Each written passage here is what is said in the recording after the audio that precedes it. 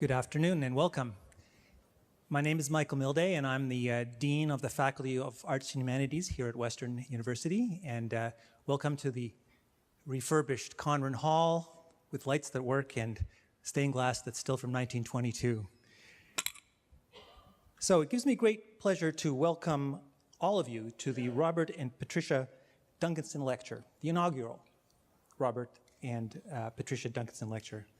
I'm also delighted to welcome our distinguished speaker, Matthew Teitelbaum, who is currently the director of the Museum of Fine Arts in Boston, Massachusetts. He's known to many of us as the former director of the Art Gallery of Ontario, and Matthew will be properly introduced in just a few moments. Today's lecture is an opportunity to celebrate the arts and humanities and its many contributions to the cultural life and general vitality of our societies. As we celebrate, we should also remind ourselves that Koerner Hall and University College sit on land that is part of the traditional territories of several First Nations peoples, including excuse me, the Anishinaabe, the Haudenosaunee, the Lenape, and Attawandaron, all of whom have long-standing histories with the land in southwestern Ontario and London. There are 3 First Nations communities in close proximity to Western, including the Chippewas of the Thames First Nation, Oneida Nation of the Thames, and Munsee Delaware Nation. And in the region of southwestern Ontario, there are 11 First Nations communities, as well as a growing Indigenous urban population. At Western, we value our relationships with First Nations communities, and we recognize the important knowledge and contributions that Indigenous people add to the life of our campus. I would also like to acknowledge and thank Tim Duncanson, a Western alumnus whose generous gift has made today's event possible. Thank you, Tim. Tim endowed this lecture series in honor of his parents, Patricia and Robert Duncanson. Patricia was a school teacher and Robert was a Presbyterian minister and a parole officer with the Government of Ontario. As Tim says, they both emphasize the importance of education, and in particular, critical thinking and being open to vigorous debate of one's ideas. And that is precisely what we do here in the Faculty of Arts and Humanities. Tim, thank you so much for your gift and for your support. It allows us to do what we do best, engage with the world in a very public way, a world that is hungry for the creative ideas and rigorous analysis that are the hallmarks of the Faculty of Arts and Humanities. So, welcome to you all, and enjoy the lecture. Please join us for a reception that will come afterwards. And now, it's my pleasure to introduce Professor Patrick Mann, who's going to introduce the distinguished speaker. Patrick is the director of the School for Advanced Studies in the Arts and Humanities here at the Faculty of Arts and Humanities. And Patrick, over to you.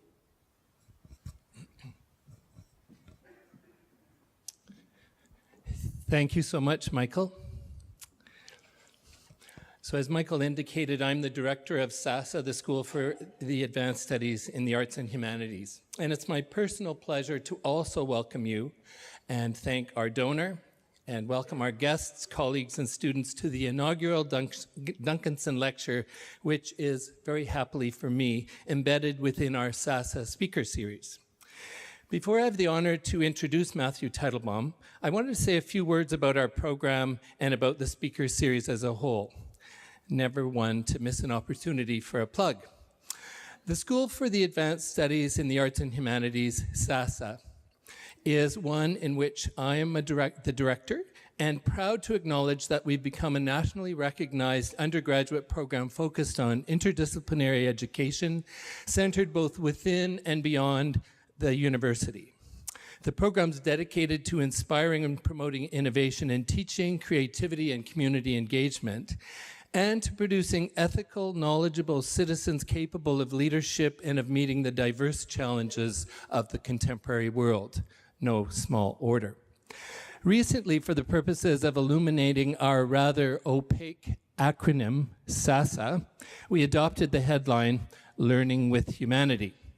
We want to signal that we're a program that values learning in its many forms and contexts as a key to human well-being, an activity and a process that needs to be sustained throughout our lives and therefore become sustaining.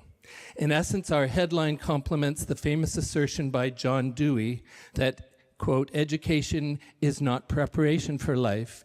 Education is life itself, close quote. Now to our speaker series, and just momentarily. Last year, we had a lot of conversations with our advisory council, our faculty and university leaders, and our students and friends of SASAH in order to do some thinking together and planning. In the midst of it, our consultant, Gabriella Solti, who was helping us with our process, was scanning an article related to AI, and she came across the line, "Technologize the future." And she turned to me and asked, "What about humanize the future?" What a great question. For at SASAH, we're not about resisting change or living in fear of technological advances, but we are committed to the idea that the arts and humanities have a special role to play in helping to build an engaging, intellectual, and creative future for humans in context of contributing to the health of the planet. So the theme of our speaker series, which you'll see up here, Humanize the Future, is meant to invoke a set of interrelated concerns that we hope will resonate with our times. As I've said before, we know that our experience of the future will be increasingly determined by new technologies, and specifically that artificial intelligence will foster tremendous change, as it has already begun to do. In light of this, we're asking, how will the human be understood, and what will be the opportunities for humanity that a technologized world offers? Alongside this, we wonder how traditional aspirations and practices of the arts and humanities will evolve to help sustain the needs and desires of people, while also enabling us to live gracefully alongside the other than human. And how ought our humanity to function in a world where we need to be increasingly accountable in important and often new ways? So with that, I'm going to take the pleasure of introducing Matthew. When we received the generous contribution from Tim Duncanson, and we read that the guiding principle of the Robert and Patricia Duncanson lecture was identified as, quote, stimulating both thought and discussion with regard to the importance of humanities, scholarship, and related engagement, to a meaningful search for ways to exert a positive influence on complex contemporary and future problems and challenges, close quote. We knew we had an exciting mission. And we knew that we needed to get the series underway in a manner that shows we are serious, ambitious, and innovative. And so we thought of Matthew Teitelbaum. I'm happy to say that it's been my honor to know Matthew for many years as a tremendously effective arts professional in Canada and internationally, and as a friend. Matthew Teitelbaum's work has always sought to embody the best of what the arts can do for our societies, to enable us to connect with one another in profound ways, as well as in our everyday lives, to help us to understand our humanity and our places in the world in new and challenging and inspired ways, and to see the capacity of beauty and creativity to move us to be better people, better citizens of the planet. Matthew Teitelbaum, and I apologize for saying some of what you see in front of you, is a scholar of contemporary European and Canadian art. He holds a Bachelor of Arts with honors in Canadian history from Carleton University, a Master of Philosophy in Modern European Painting and Sculpture from the Courtauld Institute in London, and an Honorary Doctor of Laws from Queen's University. Matthew has held curatorial positions here at Museum London, when it was not called Museum London, at the Institute of Contemporary Art Boston, and at the Mendel Art Gallery. He joined the Art Gallery of Ontario in 1993 as chief curator and was appointed as the Michael and Sonja Koerner director and CEO in 1998. He inhabited that role until 2015, and during his tenure at the AGO, he oversaw the $306 million expansion and renovation of the institution's Beaux-Arts building by the Canadian architect Frank Gehry. Matthew now is the 11th director of the 147-year-old Museum of Fine Arts Boston. Since assuming his role as the Anne Graham Gund director, In August 2015, he has created inviting and engaging experiences for new and existing audiences based on the stories inherent in the MFA's encyclopedic collection. And I'm going to leave the rest of my introduction to your reading on the screen and to Matthew's talk. Before I turn the microphone over to him, though, I want to note that following Matthew's talk, there will be a Q&A session, and I'm happy to say that leading it off will be two of our undergraduate students, Natalie Scola from SASAH and Visual Arts, and Adam Mulder from Visual Arts. Now it's a great honor to welcome Matthew Teitelbaum, whose lecture is entitled The Future of the Museum, Imagining a New World. Matthew?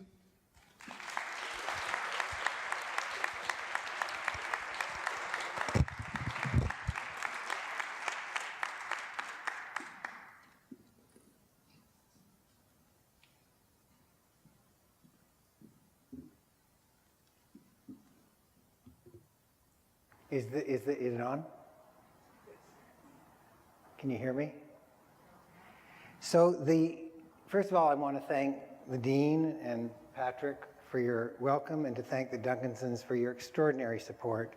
Commitment to the humanities at this time is more important than ever, and it's leaderly of you, so thank you so much. The problem with having your sister come from Toronto to listen to your talk is that she sits down next to you and she says, "It's nice that you have a picture of you up on the screen when you were young." So thank you, Mara, for being here very much. So I have a few comments, some read, and I'll go back and forth. I'm looking forward to the questions. I see the written comments and the questions as sort of part of a whole, so please feel free to ask anything you'd like.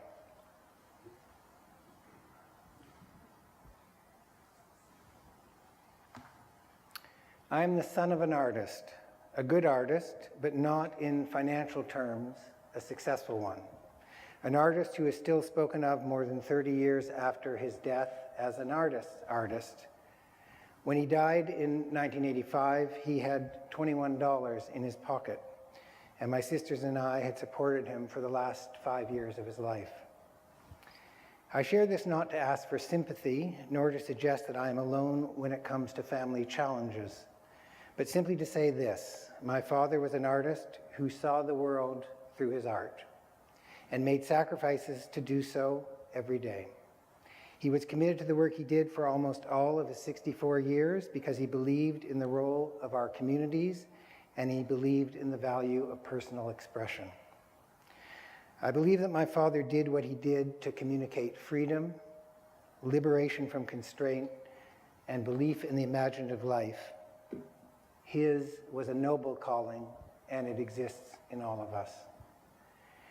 I grew up respecting the commitment of artists and with the belief that the life of the artist is both worthy and consequential, not simply because of how the artist was seen by others, but by the artist's conviction, consistent point of view, and ability to see possibility where others do not.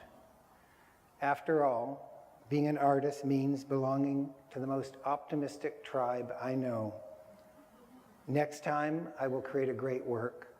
Next time, that's optimism. I say this because in believing in the artist, I came to find my calling, to be an advocate to artists, to create a space for them, and to connect the voice of the artist to the public, and to find ways to help audiences care. I do so in a place of conflict, in the tension between the freedom of the artist and the bureaucracy of institutions. My father picketed the Art Gallery of Ontario when I worked there early in my career as a summer intern to protest its indifference to the lives of artists. I live in that space between affirmation and skepticism, between possibility and constraint. So a moment about me. I have felt the deep and great pleasure of being a museum director now for 20 years, and before that, a curator for 15. In each role I have filled, I have been a fulfilled public servant. I've cherished both designations, someone who works in the public space and in the bright light of public judgment, and someone who serves others. What then is the cause that I fight for, that museums fight for, that I have felt and that I've lived? That the museum can be a portal to a wider world. A museum can open up understanding. Through the lens of art, the museum can be a place where shared values are determined and communicated with and for others.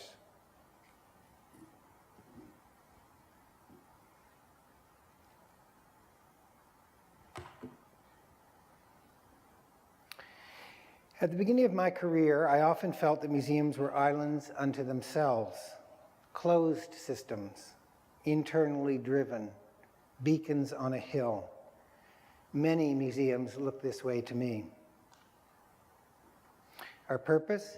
To present and protect objects, to share art history, to create narrative that preserve the values of the past and the traditions that root our memories. And through this, with an enlightened desire to create a platform for artists. Now, I feel that's not enough. Now museums, every day, are up against real life, intertwined with it, mirrored in it. Museum and life come up to one another. Gender issues, income inequality, the flow of populations through immigration and refugee movements, these are no longer out there, they are here. They are here because they are active in the lives of our visitors and in the minds and hearts of our employees. In museums, we serve the public certainly, but we are the public too. The lives we confront are our lives, ethical issues, values-driven concerns, an eye on social responsibility. These are alive in the art world, in our museums, for they are alive in each of us and the communities we serve. I want to just give you an example. I came in late last night because I stayed in Boston yesterday for a public forum for about 400 people. We have on the front lawn of our museum, conveniently just on the outside of this, in that a sculpture by Cyrus Dallin, who was an early 20th century and quite important American sculptor of a First Nations chief on a horse called Appeal to the Great Spirit. And the chief is on the horse, naked from the waist up, with a headdress that is not native to the tribe of the First Nations people from the land on which the museum sits. Appealing for what? And I've heard from many that this does not create the right sense of welcome. This is not the right representation of First Nations people to represent them through an image created by a non-First Nations artist. And we've decided we're going to take this issue on. We're going to think about it. We're going to engage the public. We're going to go back and forth. So we had a large number of people come out to this. It was not contentious. It was a really good conversation in which we started to think about what is the problem that we're confronting when we say there is a problem with this sculpture. Is it that it shouldn't be there? Is it should be balanced with another point of view? That it should have First Nations response fairly close by? That we should contextualize it differently? And so it was the beginning of an exploration. But that sculpture, which has been on the front lawn of the museum since 1912, is only now being problematized, as it should be, by the audiences who are bringing it alive through their viewership. Museums in our communities are interconnected, and I'm saying they must be. They are connected not only because of the philanthropy and government funding that scaffold them, but because we have learned that museums come alive through the audiences they serve.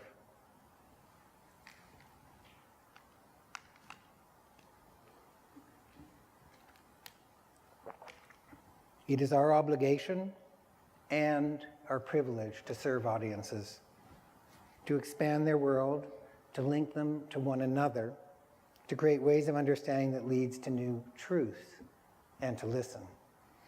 The most important thing museums create is audience. And we do it best in active dialogue between and amongst us. As I've begun this chapter of my career in the United States, at a moment when the world is fast changing, I've often thought of the difference I want to leave and the institutional life I want to change. I've come to think of the great challenge as simply this: how do we, through art, create a space for greater civility, community, and citizenship? Civility, meaning ethical spaces; community, meaning a sense of being connected; citizenship, meaning a sense of belonging. Civility, community, citizenship. These are my defining goals for my museum in this time. The great American advocate for justice and museum founder Bryan Stevenson has a word for the work we do and the bearing that we bring to it. The word is proximate. For Stevenson, we must get proximate to things to understand them.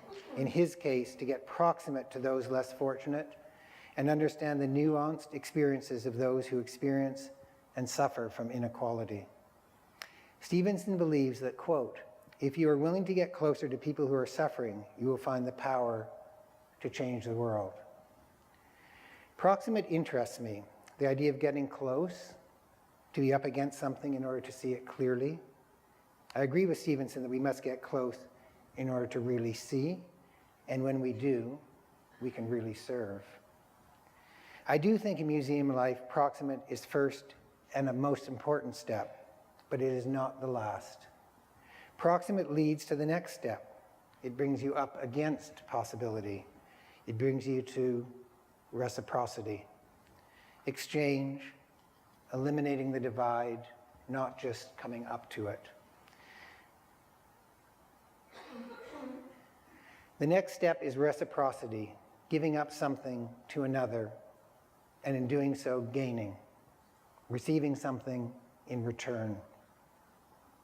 Showing an image from one of the MFA Late Nights, which was something that I began at the Museum of Fine Arts to create a different sense of invitation, welcome, and engagement for audiences that didn't yet feel comfortable there, mostly creative industries and students.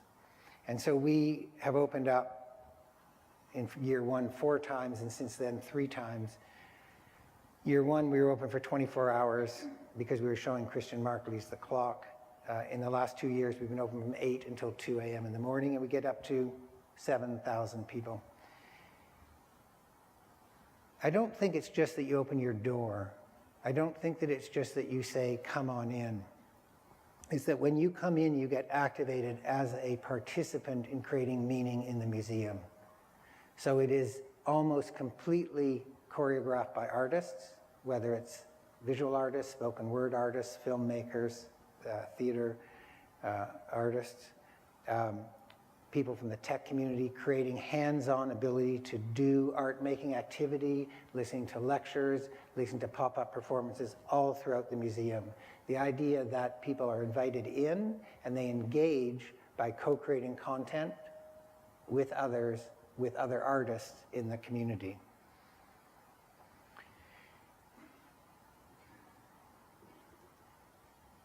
If we accept proximity, then we will get closer. We will pull up a chair. And if we extend, we can touch the world. And if we do touch, because we believe that seeing is embracing, then we can do the most important thing of all. We can change narratives. We can bring other voices and experiences into the narratives we have long accepted. We want to open interpretation wide and invite our audiences in. In museum life, we must embrace collaboration and give up something in order to receive.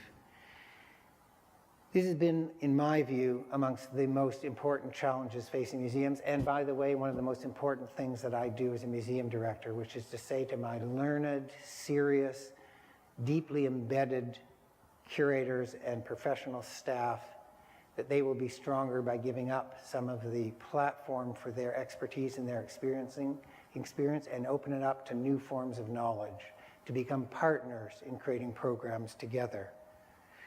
There's a natural authority to the notion of expertise and, might I say it, university educations. But in public spaces, the question is, how can you become stronger by giving some of that up and working closely with others?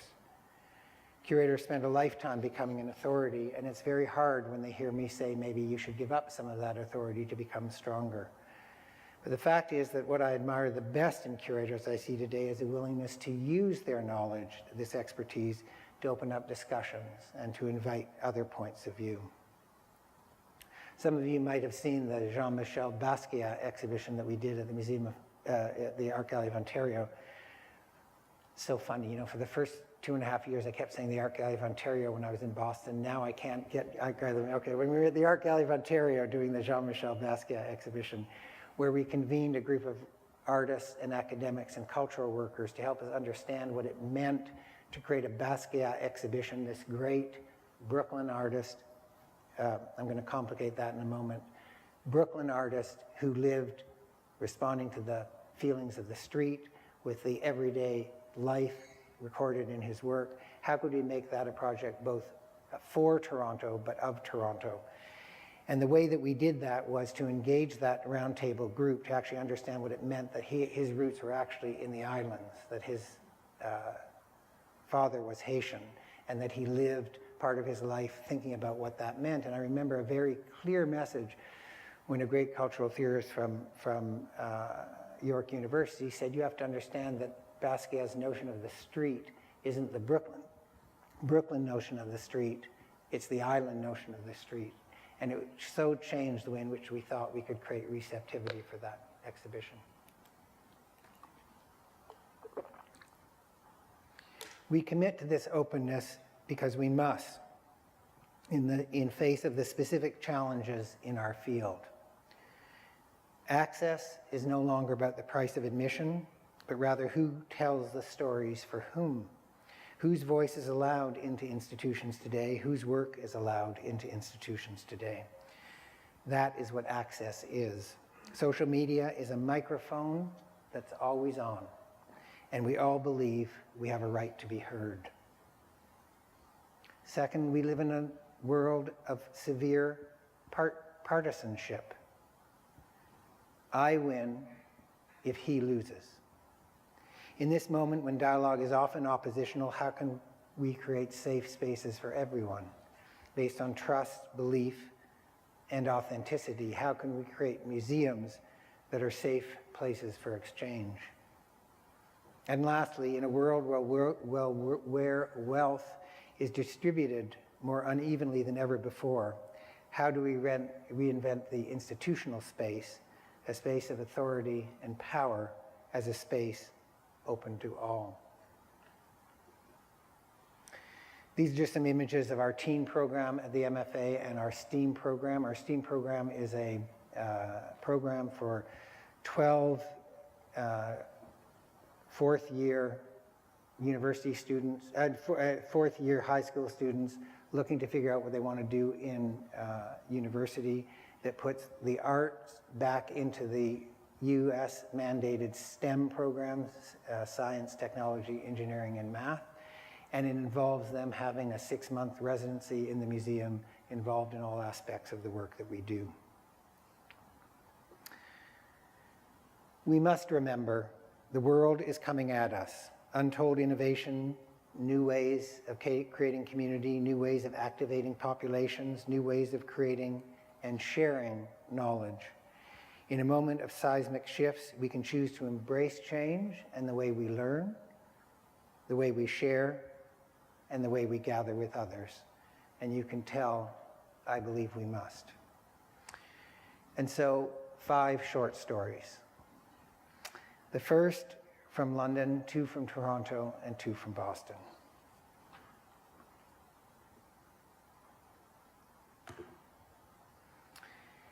Here are 2 images from an exhibition I curated in 1985. I want to say that again, in 1985. That was like 34 years ago. And what was great is that Patrick had me talk with a group of students, most of whom weren't born when I did this exhibition. So it's really like this is, and you can tell, I got these images from Museum London, and they're so green because they're made out of slides that are starting to, like this is like an antique, okay? Anyway, The Artists Collect was an exhibition that I did when I researched the work of artists who had collected works of art in London, Ontario. And my specific thing was that I didn't want to look at works of art they had purchased. I wanted to look at works of art that they had been given as gifts, the idea of the gift, which is a recognition or a trade, where in another way they were acknowledging that notion. I keep looking at Wynne, who was one of the artists in the show. Did we ever give your works back to you? I can't remember. Okay, we didn't. Okay. So, by the way, Wynne, that means you're older than 34. Okay, just saying. So what interested me about this exhibition was I learned so much about the London community by looking at the way in which the connections between gifts and trades happened. Because gifts and trades are about acceptance. It's about saying you are either my peer or I want to mentor you, I want to recognize. And so it was something that was intergenerational, but it was a notion of equality. And I remember both Greg Koerner and Patterson Ewan being both really generous with me to talk about why they had the works that they did. I'm really pleased that Mary is here. Because they saw themselves as leaders in this community, but who had recognized younger artists through these trades and these gifts. And it gave me a real sense of what the notion of community meant, what it meant to really acknowledge and to reach out. And I want to say again, the exhibition, which was organized with works of art side by side, had so many surprises, because you found, in fact, artists who you didn't think necessarily had connections respected each other as artists. And that notion of community stayed with me. The notion that you were stronger when you were together, and that by expressing some way of being together, you could express the strength of the community.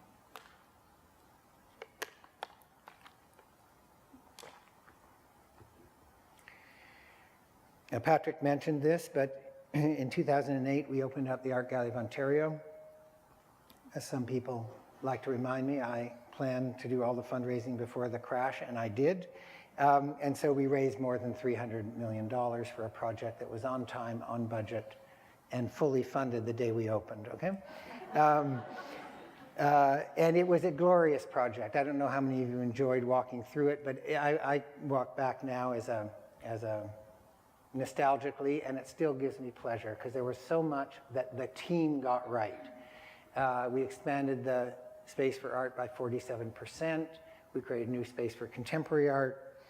We added a lot of work to the collection, contemporary and historical, not just the Thompson collection, but other things as well, where people wanted to be part of that moment of re-expressing something about what this art museum would mean. But I want to pause on a moment. This is just showing the Walker Court activated, which we started to do. The staircase, which was, my father taught me never believe what people say about you, the good stuff or the bad stuff. But when this staircase was in some book that was published somewhere as one of the 100 greatest staircases in the world, I said, yeah, I believe that, okay? So this staircase in the middle of the MFA, and then Gallery Italia. And this isn't a great slide, but you can just see on the right-hand side a wooden wall. It actually has work by Giuseppe Pannone on it. So here's my story. We were trying to get the budget back in balance. It was about a year before we opened. And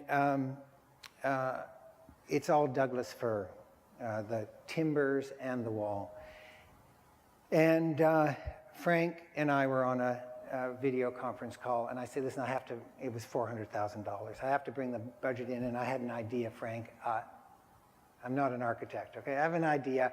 Why don't we get rid of the wood and paint drywall brown? That is an inappropriate response. It was a brilliant insight on my part. Anyway, and he said, don't make me do that. Okay? And my approach to Frank was always, listen, this is one of the great experiences of my life. If he can teach me something, so I said, why don't you want to? At which point he really unpacked his building. And I hope that you all experience this still. He said, because the wood is going to give a domestic feel in an institutional scale. And when he said that to me, that notion that wood would surround you and give you that sense of enclosure, I translated that into something that I've never forgotten and which I use, which is the museum should have the attributes of home. It should make you feel warm, enclosed, together in a certain way. And my thought there was if we could create something that was domestic in feel, then we could realize that way of inviting people in to our home, which, by the way, set up a whole way in which we thought about the installations and the programming. And I don't know whether he actually found the $400,000, but we did come in. So the idea then is if you really are creating the sense of home, and this is leading somewhere, then you start treating your audience as friends, not as visitors.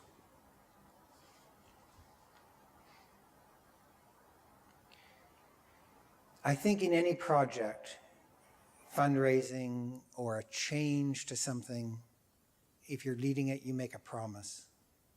You say, if you will support this, if you will do this, I will deliver this result. I will make this happen. And I think one of the reasons we were successful in fundraising and why the project ends up feeling right is because we made a commitment to make a change, to make an institution that felt that it was part of Canada and that it presented that notion of welcome, and we did that. And I want to pivot then to the notion of my second AGO story.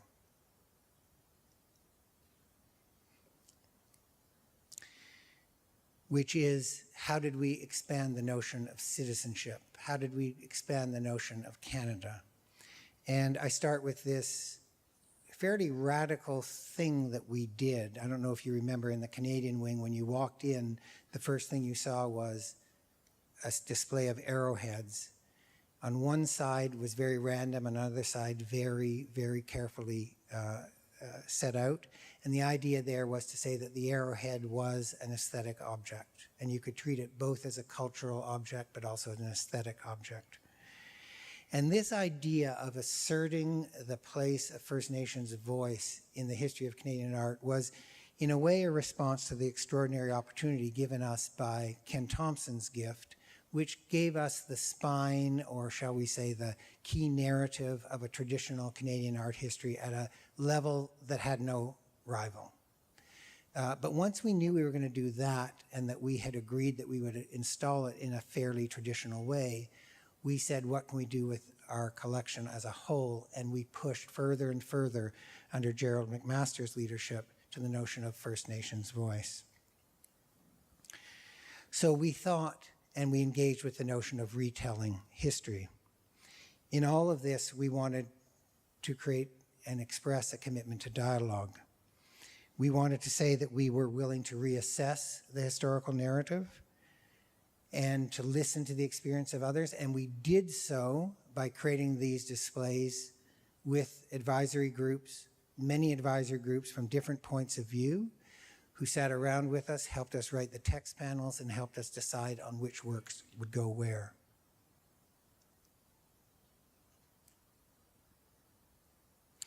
So to recall Brian Stevenson, yes, we got proximate to First Nations leaders and to thinkers and to artists, but in the end we achieved reciprocity, which was their points of view became publicly expressed in this space. We created something new out of the dialogue.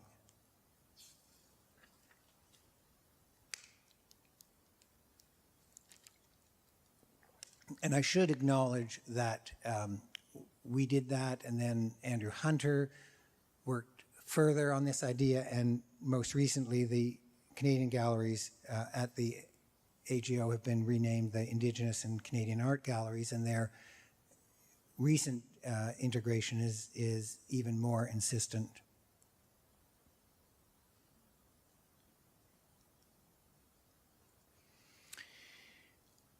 My fourth story from Boston.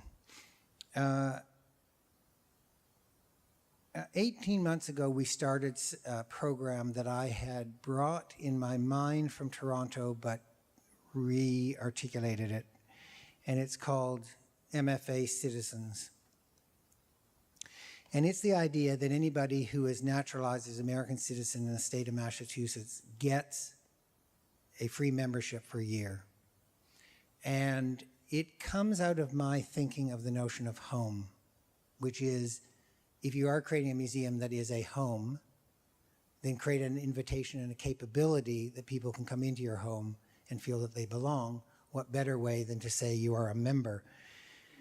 Now, I might say parenthetically, in Trump's America, the notion of somebody signing up for a membership is not always embraced. I just have to say that. So we, at the beginning, had real challenges with getting new Americans to sign up.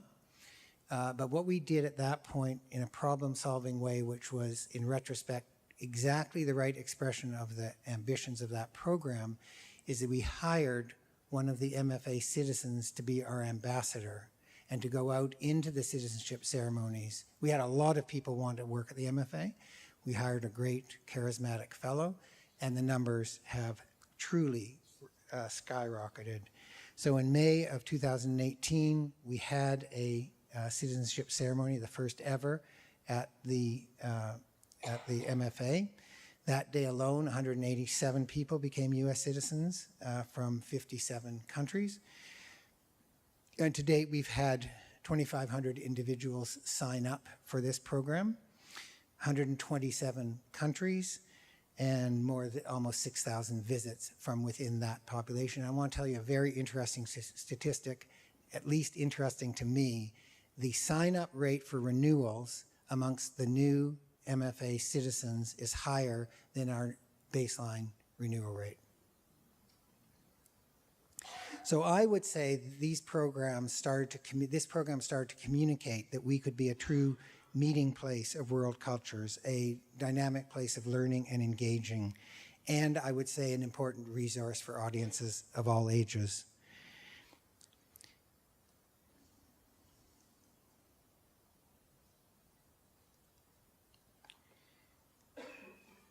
So this is something I did which doesn't look controversial, perhaps, but turned out to be somewhat controversial, which is when I came to the museum, there was a Christmas tree in the lower rotunda, and I evolved it into a holiday tree in which on this tree are the flags of all of the new MFA citizens and the countries they represent. And I had this most extraordinary experience of being a manager on duty and standing in this space and watching as people came up to have their photographs taken. And what that said to me was there was something about their connection that this tree helped them do. But what I didn't get right, and I think we have to pause around this, is that it wasn't neutral that I, in a sense, took down the Christmas tree. It wasn't neutral. And I'm aware of that, and I'm thinking about that. And if I truly am going to create a museum that's welcoming for all, how do I do that in a just and equitable way?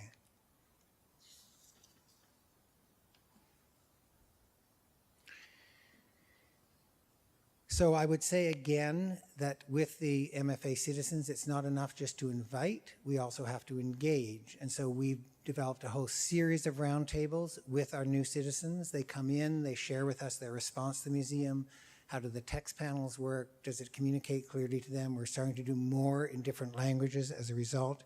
And as I say, we hired an ambassador. So I want to end with my fifth story and then tell another story, because there's a sixth story. I just said there was five. Okay.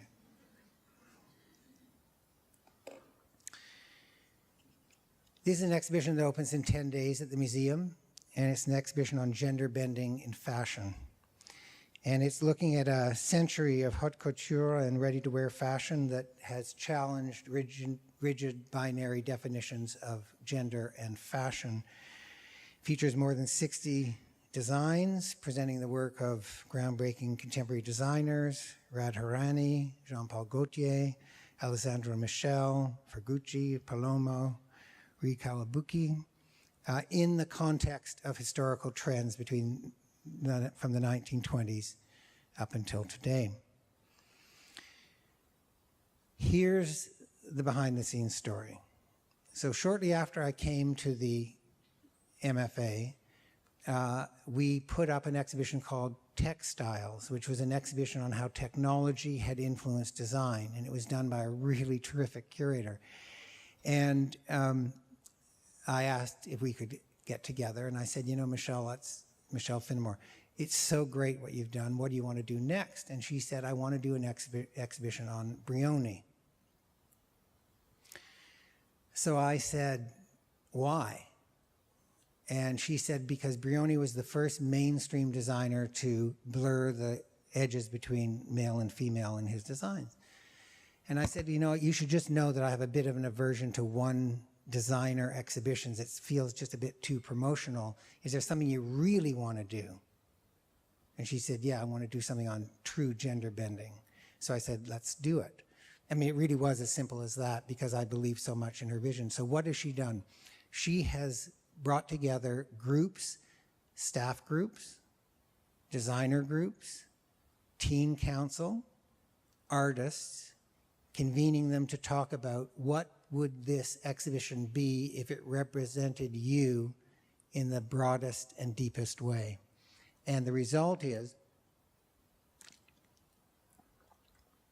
quite an extraordinary exhibition, which is based partly in our collection, but partly in extraordinary loans, but deeply connected to the idea of what I would call followership. Because when we have engaged people to help us think about what this exhibition can mean to us, they have become our advocates, and we have done so much that they've helped us understand the groupings of work, the sequence. We're all informed by those conversations. And so let me just say that in the core of this exhibition is a commitment to community and civility. Okay? So if you're trying to say, okay, well, what does he mean when he says that? This exhibition is an articulation of that. It gets away from the notion the others are not like us to say the others are us and that there is a true and deep connection. It reminds us that our identities are multiple. It reminds us that community demands a certain kind of graciousness and acceptance, both in how we express who we are, but how we accept others. It's actually led to a really interesting issue for us around the signage on our washrooms, which has completely engaged the staff in real connections and conversations around what is just, what is right, and how do we keep open the issue of choice for all. So amongst the questions that were raised in this exhibition would be, how do you express real experience in an exhibition? How do you take the experience of our visitors and make it part of the experience of the exhibition itself? Because we're going to have a lot of response to this exhibition. One of the key issues we had to deal with at the beginning was the notion of what mannequins should we use? What mannequins should we use? And this is a big issue in fashion design and display. I didn't know that. I learned it pretty quick. And the point is, in the end, what we decided was each designer should choose himself or herself and express. And so most of the mannequins are headless. My belief is that exhibition practice has to be active and evolving. We must and we will engage with these kinds of questions to make sure we can create the language of belonging. I think we live in challenging times, regardless of what and whom we believe and where our affiliations lie, regardless of what preferences we might have. It is understood that something has shifted recently. Shifted in the way we see the past, the way we see the connectedness of things, and the way we imagine a future. These three questions are a good way to end my thoughts about the future of museums today. How do we see the past?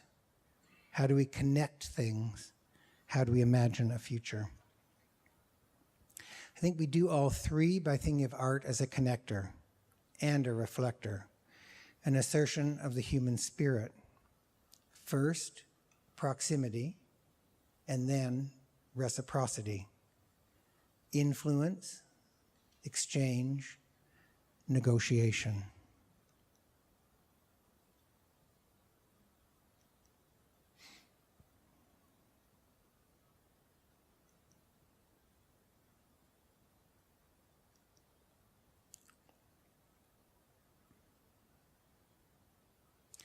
By the way, here's the proof point that I did an exhibition 35 years ago. I saw this image, which is the image for our exhibition. Okay? And I said to the designer, like, it looks like a woman in a dress. And they said, anybody under 30 knows this is Young Thug. Okay? So, you know, it just, so I thought, oh my God. So this is some guy, I guess he was at the Grammys or something, wearing something just like this. This is like an iconic image of gender fluidity, okay? So Young Thug, there he is.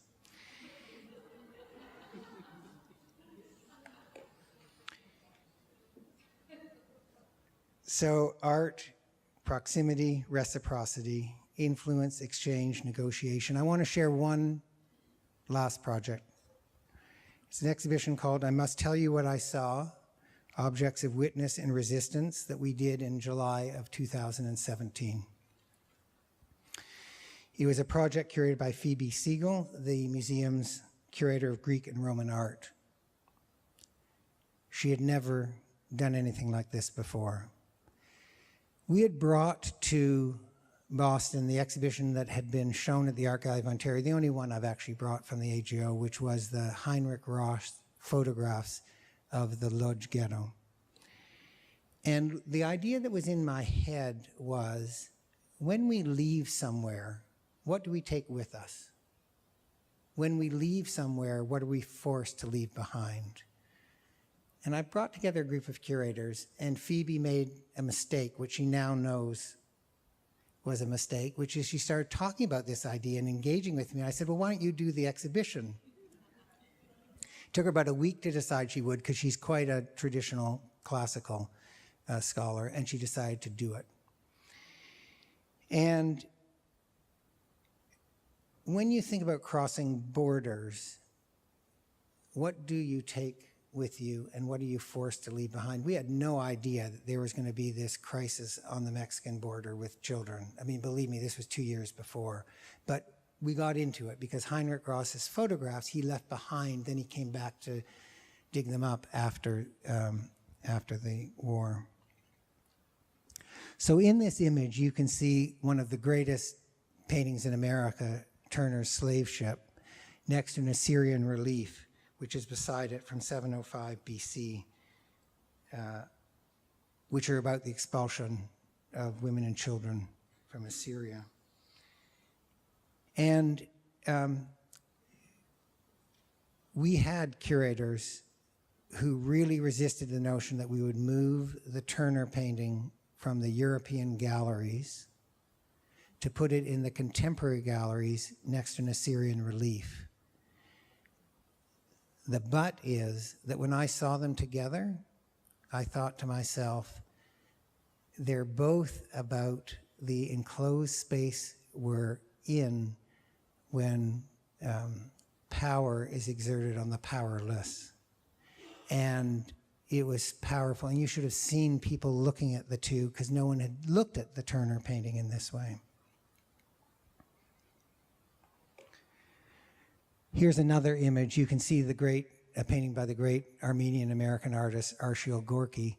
What you can't see in this on the left, that is a chalk mold case that was owned by an Armenian chalk maker who was killed in the second genocide in 1915. And when his widow, came to America, which she did in 1923, she brought one thing with her, and she brought this chalk mold. And Phoebe wanted the mark making of Gorky's painting, which she believes is very much about his Armenian past, to be seen in relation to somebody who made his living from making chalk that was used by the military that itself was used to oppress him. So she was very interested in how contradictory this all was. I mean, sorry, I'm a sucker for this stuff. I think the Archibald Gorky painting just shifted in a completely different way for me in understanding not the notion of the line, but the notion of how close you are to your origins. How do we see the past? How do we connect things? And when you do things like this, how do you imagine the future? And so to end,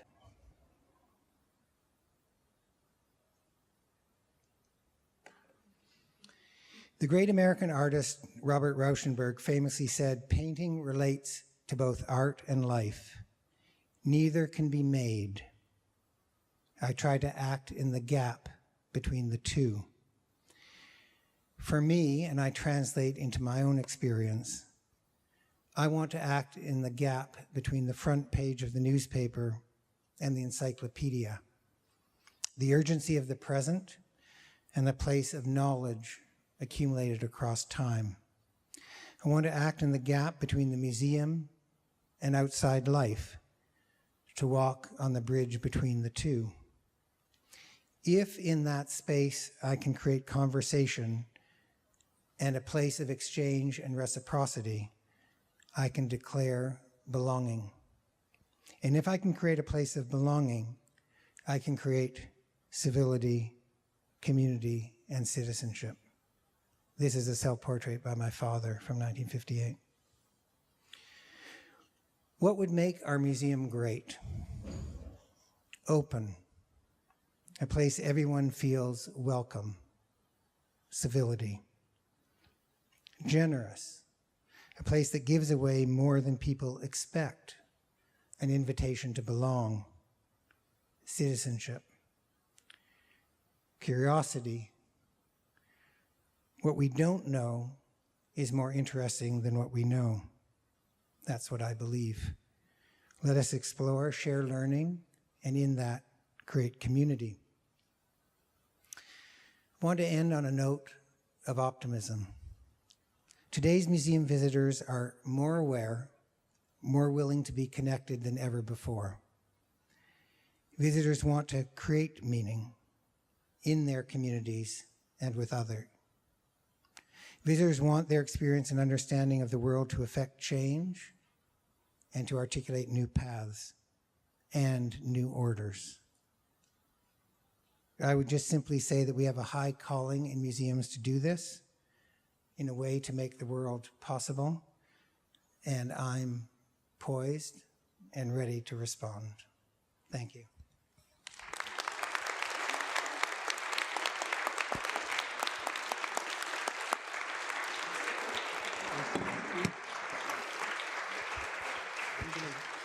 We might have to trade this back and forth.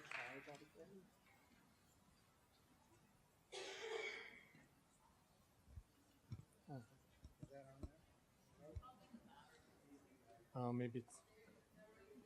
All right, we'll go back and forth. No, is that on now? Oh, that is on, yeah. Hello. Thank you so much, Matthew. Now we have the opportunity of a little bit of a Q&A, and I'm going to begin that by handing the microphone to Adam, who is going to ask the first question. What do museums mean to you? Are they markers of time based on collections? Are they incubators for better social and cultural understanding or change? And are they sites of change or signals of change? Last one, are they sites of change or? Signals of change.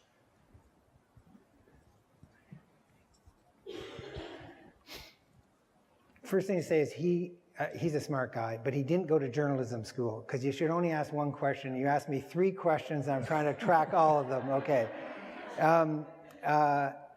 This is complicated, actually, because the Museum of Fine Arts in Boston has one of the great collections in the world. I'm not saying in America, I'm saying in the world. And I don't know how many of you have been there, but every day I'm amazed by something. We can have a long conversation about how it came to be in one museum, but it happens to be there.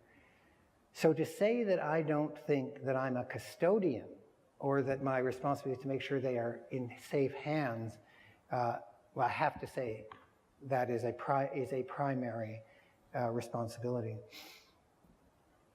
But you can have great collections that do not create a sense of possibility in its audience or in its community. You can have a museum that doesn't allow work to do the work it can do. And that, for me, is what I think about. Do I make sure that conservation is a resource? Do I make sure that the curators are thoughtful about the way they care for their collections? Absolutely. But that is a necessity in order to do the great work.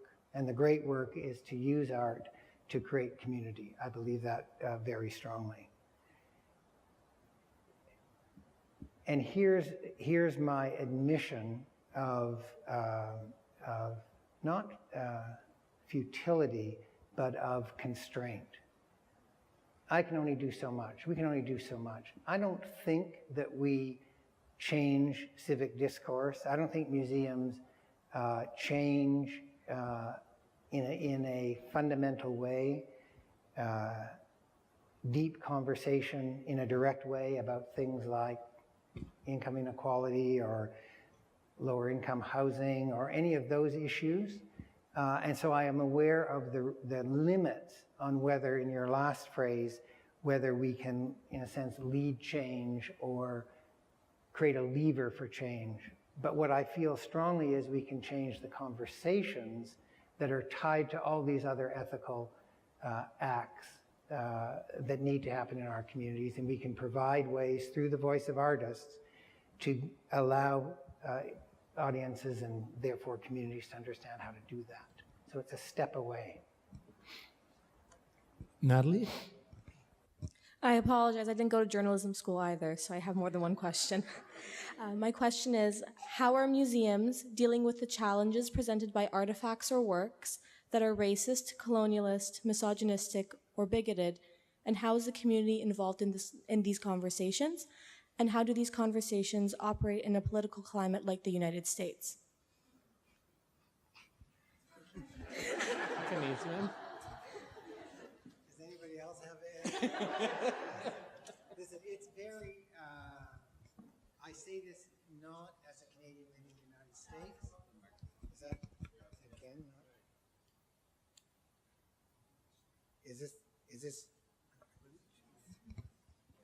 Is this okay? So I say this not just as a Canadian living in the United States. There is an inability to have civil discourse around politics in the United States at the moment. That is almost a fact, not even an opinion. I was just sharing with the dean that there's a study that just came out that 1 in 6 family members in America has stopped speaking with a family member because of a political issue. Like, stopped speaking to a family member. So it's a pretty difficult situation in which to take issues on straight on, which, by the way, I don't think we should be doing. Do I think we should get the gender issue around washrooms right? I do. And we're trying to figure exactly how that is. How do you create opportunity for everybody to be who they are and create the rights, a safe space for the rights of everybody? It's complicated, complex. I believe that in an institution, the scale of, I don't even know if it's just an issue of scale. I think in institutions, it's very hard to say change should happen automatically or quickly. That's part of the conversation around the sculpture on the front lawn, which, by the way, was made by a serious artist, unlike the Confederate statues, which were mostly mass-produced by non-artists. I believe that we must be in these questions. And I feel further that if we as leaders aren't in the communication and conversation with our staff, we will be very surprised about how neutralized our ability to lead will be. because our staff, and this is what I addressed to some degree, want us to be engaged in these issues. These are the issues of their lives, and they're issues of our lives. So when you confront a museum like the MFA in Boston, there are many complex stories about how those objects came to be there, and the word colonialism is not far away. But many of these issues are layered, and they have to do a lot with defense of the Encyclopedic Museum, the context in which they are shown. So let me give you a small example. We received as a gift about 6 years ago, so it was about 3 years before I came, an extraordinary collection of Benin bronzes from the Kingdom of Benin, which is in Nigeria. And they came from a collector who had bought them on the open market. So unlike, for example, the British Museum that acquired theirs almost straight from the looting in 1897, we received ours in a different way. But they were looted. They came out of Benin under extreme duress. We, in the anticipation of acquiring these objects, engaged with the conversation with the King of Benin through his son, who was related to, a cousin was related to somebody in the Boston community, about what it would mean to have these objects in relation to our commitment to interpret them and involve the Benin community in Boston, which is a few hundred, in active programming around the collection. And we have done that. And we have been actively engaged in those conversations, and they get better and better. So my point is that the notion of absolute ownership, the notion of these objects absolutely being there, has to be understood in relation to things that can happen because of that, not just there should be a right of return or there should be a return to where and to why and all of that. But we are actively involved in these issues, and I can't think of a major institution that isn't. And I would say we're quite involved. Can you take that off and we'll change the battery? Thank you, Matthew. So we can open it up to other questions while we change the battery on the microphone there. Hi, Matthew. Thank you for that very thoughtful talk. I wanted to ask a specific question. You talked a lot about the notion of proximity, of becoming proximate to something in order to engage with it in a meaningful way. Could you share some experiences of how that works in relation to the statue on the front lawn and the discussions you've had? Or is that privileged?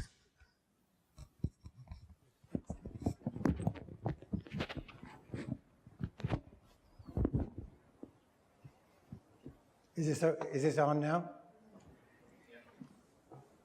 So I won't go into the long version, but simply to say that that conversation about the Dallin sculpture was the third in a series of public programs that was a subset of an exhibition we organized called Collecting Stories.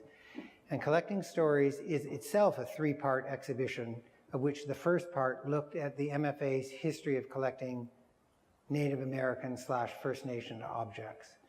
And our history as a museum is very, well, I call it episodic, which is sort of a soft way of putting it. What happened was, at our founding in 1876, we received, our building opened in 1876.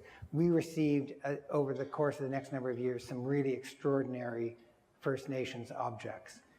And we continued to collect them for the first 25 years of our life. Ironically,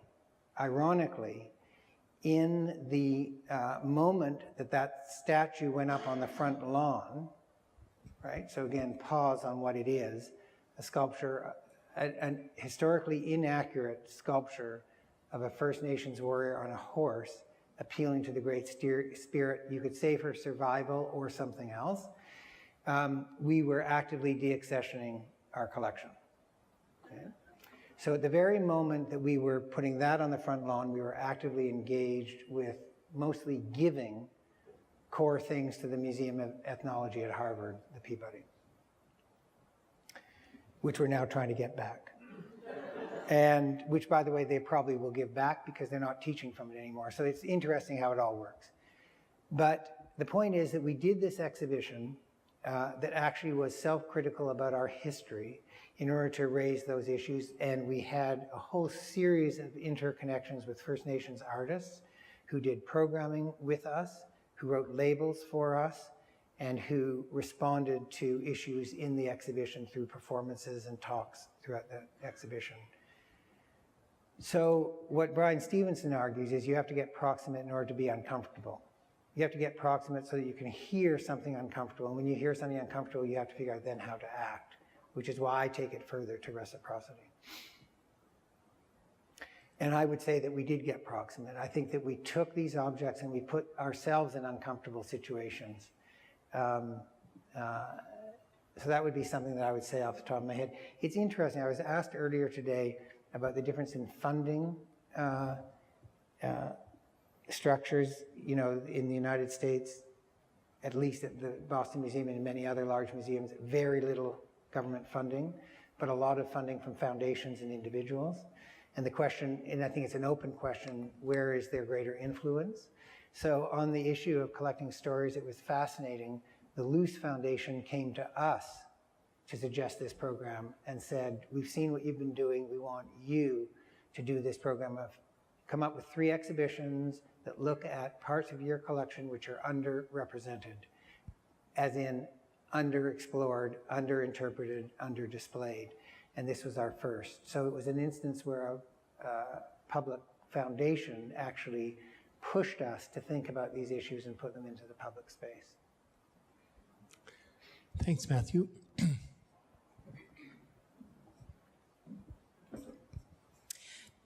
Do you see a change or a need for change with how big museums interact or don't interact with emerging artists? With emerging artists?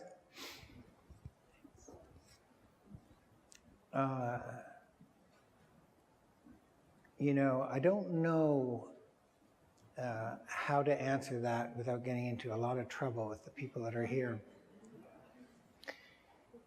You know, I would say that the voice of the artist, and my career is about the voice of the artist, has to be activated at every level. And if we become institutions that are only interested in those that are already tried and true, then I think we're going to miss out on, again, call it followership, notions of community and all the rest. And I think one of the reasons why the late nights are such a success, I'm going to say it again, is that we're not creating the content. We're asking artists to do that, and most of those artists are emerging artists. So then, in fact, they all are. So then you get to the question, okay, well, that's fine, but so you're giving the emerging artists the fun party stuff, but you're not giving them exhibitions. And that's more complicated for us at the Museum of Fine Arts. I think we did a fairly good job at the Art Gallery of Ontario. Certainly we did for creating platforms for mid-career artists. At the MFA, we have a bigger challenge, which is our building is such that we don't have that much contemporary space. So we do tend to do a series of things. We do something with the school, at the Museum of Fine Arts. We do something with the Community Arts Initiative in the high schools, led by an emerging artist. But we haven't done that many exhibitions. I'd have to pause, though, around how I would put that into our program. I want the voice, I want the activity, I want them to engage in specific projects, and I want to underline that their voice doesn't always have to be in the exhibition space in a traditional sense.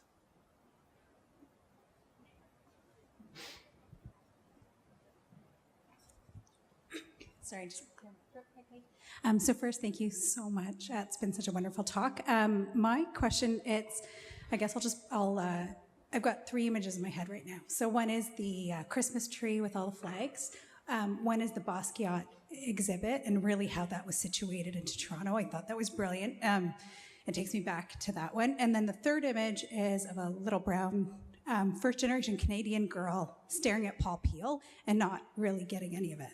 So how do we, as a community, but also as museums and artists and curators, how is it that we start to address how we make Canadian or American art and history relevant without effacing everything that came before it? So just because my parents would have come here in the late 60s, obviously that's a generation of Canada. So how do you make it for, and I hate to reuse the word newcomers when people have been here for 50, 100 years, because it's not quite accurate, but how do you make that relevant to them without, again, effacing really what Canada is and all that has come before it?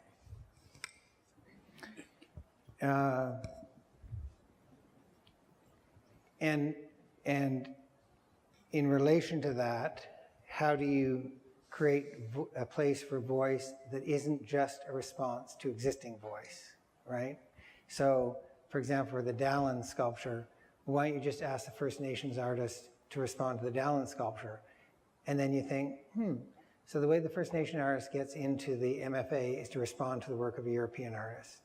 So you know, it's a very complicated. I'm just asking you to sympathize with me because it's really complicated. Okay, so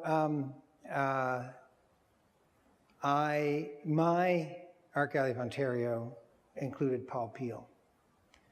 My London Regional Art Gallery included a whole bunch of Paul Peel, and I think it should. And the question is, how do you bring the issues in historical work made at a different time into an understanding and relevance for contemporary audiences? And I would say something general and then something specific. The general thing is you have to create the conversation and the response so that the way you interpret it includes people who want to say things about that work that might even be about their disassociation, their lack of interest, the gap between their life experience and that work. Because even in that act of interpretation, that could be interesting. And then I think what we did with First Nations, by having the Paul Peel, there was actually an image of the Plamondon next to the First Nation masks, set up a pretty interesting set of conversations around what portraiture meant at that time, so that the First Nation student looking at the Plamondon didn't have to respond as long as they could see in their own tradition a way to create a conversation. That's the general thing. The specific thing is, I think that when we get together again in 5 years, you will see that most museums like the Boston Museum will have actually shifted the things they have on view. I do think that will happen. And it'll happen not necessarily in a radical way, but I think in a meaningful way, because you can see it already. Collecting practices of large museums are shifting to be more aware of the various traditions that exist in our communities. And that's not just for contemporary art, but more broadly as well. You will see that shift. And it is the big question for me, you know, when do you actually give up something? You can't just keep adding voices and doing that. At some point, you have to give something up. And I think, specifically, I think that will shift somewhat. Great. Thanks for the talk. One of the things that I really enjoyed about your talk is the way you illustrated, rather than simply told us, how you break out of what some might call the missionary model of engaging community, where the experts, whether it's the curators or the knowledge brokers, go out in the community and proselytize what the message of the MFA or other institutions are. But you actually looked at how it's a two-way street. There's dialogue taking place over the statue. There's dialogue over the programming, an invitation in, the welcoming home. But it strikes me that you might have left out what is a very difficult process of negotiating as a leader in that institution, that process of sharing. And you mentioned it in terms of university folks who've experienced that training to become expert, now going through that painful experience of giving up some of that authority for that process to take place. And that, it strikes me, that wasn't an overnight process for you, and I imagine it continues, and it continues to be that negotiation. How do you, as an arts leader, negotiate with people who are resistant to that sharing of authority? Or how do you work towards that dialogic communication with the community to create that welcoming experience with your community?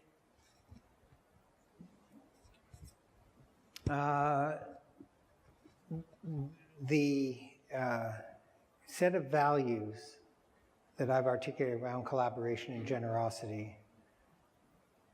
You know, I say to the curators and others all the time, the more we give away, the richer we are. I believe that.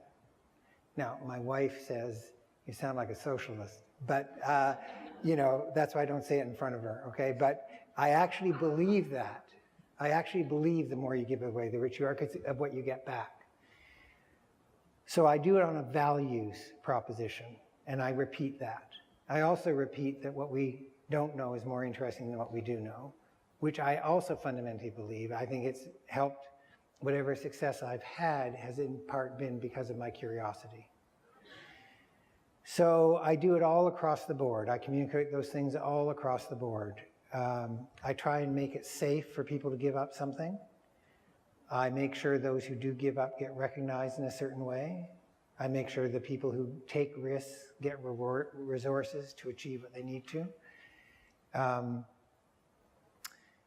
I've started to push hiring at the MFA in a certain direction to say that we tend to overview experience and expertise and undervalue curiosity and motivation. I think that I'm really interested, by the way, for those who might be looking at a job in Boston or elsewhere, I'm really interested in what people do outside of their study. I'm interested in what shows me their curiosity and their motivation. I'm interested in somebody who thinks about what a museum can be, even if it's a light thought or an unformed thought. Somebody who understands their work is in relation to something else. And so there is a change in attitudes, and people, I think, are feeling rewarded. By the way, you know, we've had a run now at the museum where our attendance in the last 18 months has gone from 1.12 to 1.26 or something. It's up like a lot.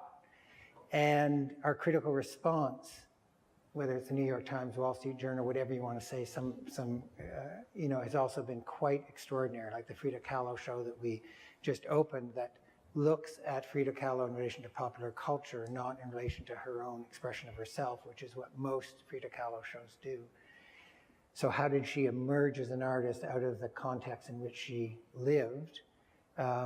It's getting really wonderful critical response. So, you know, I say over and over that it isn't a binary choice between we will make it more about this notion of giving up authority and showing our curiosity and less about critical response. I'm saying it can be both. It's a new model of knowledge. And I try not to contradict myself. You know, I try not to encourage things that I think don't essentially add to that feeling of the shift in what the museum can be.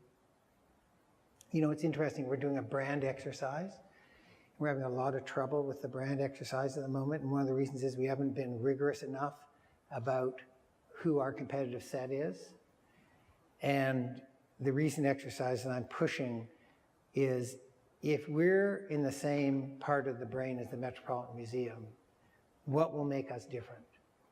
And the encyclopedic nature of our collection can't make us different, even though in some areas we're a lot better than the Met. What can make us different is that we're alive, is that we're a living encyclopedic museum. So if we own that notion of living, what does that look like? And that's when you get into what I believe, right? Community, civility, citizenship, those ways of inviting, and you reward your staff and acknowledge your staff for engaging with you. Great. I think we have time for one more question. I think we'll give it to you. Thank you. Thanks so much. I'm a graduate actually from OCAD, but I snuck in here from the farm. I was wondering, when you worked at the AGO, I was at OCAD just slightly after that, and one of the biggest things I noticed was the conversations changed, but at the same time, it was the same issues. You've spoken a lot today, which I love, about the context and the importance of voice. But at the AGO, and when I wrote my thesis there, I wrote it on social acupuncture because there was a huge pushback from the AGO and out into the public about still whose space was it, who could go there, how could you access it, was it really accessible, and what those conversations were around it. And I'm just curious if you're finding maybe it's the same narrative in Boston, I'm not sure, because when I wrote my thesis, it was quite anti-disestablishment. I was very much against all of the institutions, so I wrote about social acupuncture with Darren O'Donnell. And it seems to me that when we are working in these spaces of authority, that part of the conversation unfortunately hasn't changed. So even though I loved everything you said today, because to me, that's the most important part of a cultural institution, it seems that those barriers are still very much there and imposed by the buildings in the sense of ownership for those buildings and the collections inside of them. So the first thing to say is I've never, ever had anyone say to me, I loved everything that you've said. So thank you. That is a meaningful thing that you just shared with me.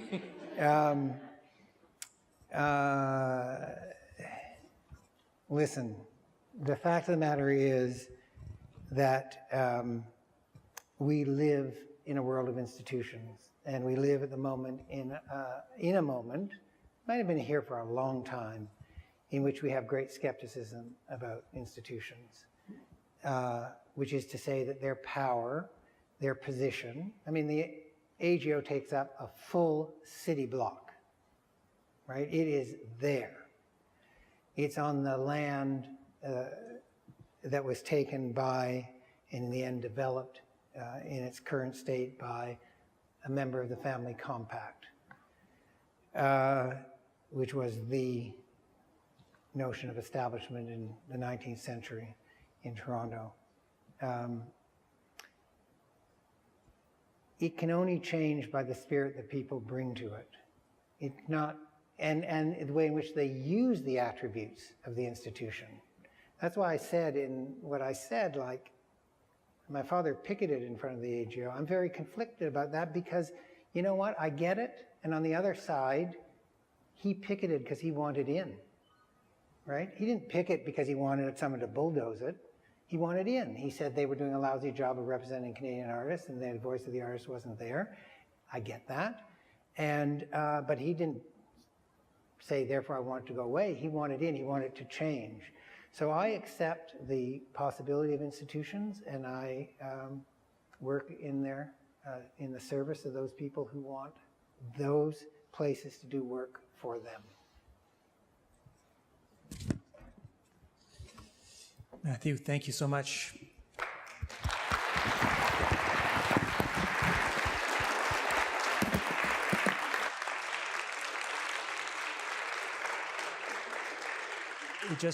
It just remains for me to say just a couple words by way of thank you, because you really gave us tonight a masterful talk about the critical life of the museum, the engaged life, the thinking life of the museum, both in the past and in the future.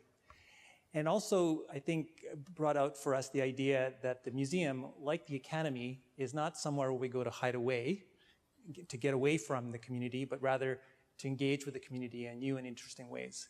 And you've highlighted all the ways in which the challenges of our society and the contradictions of our society are present in a museum, they're present in the academy, and our only choice is to deal with them as honestly and as forcefully as we can. And you've given us a great demonstration of that. So thank you so much.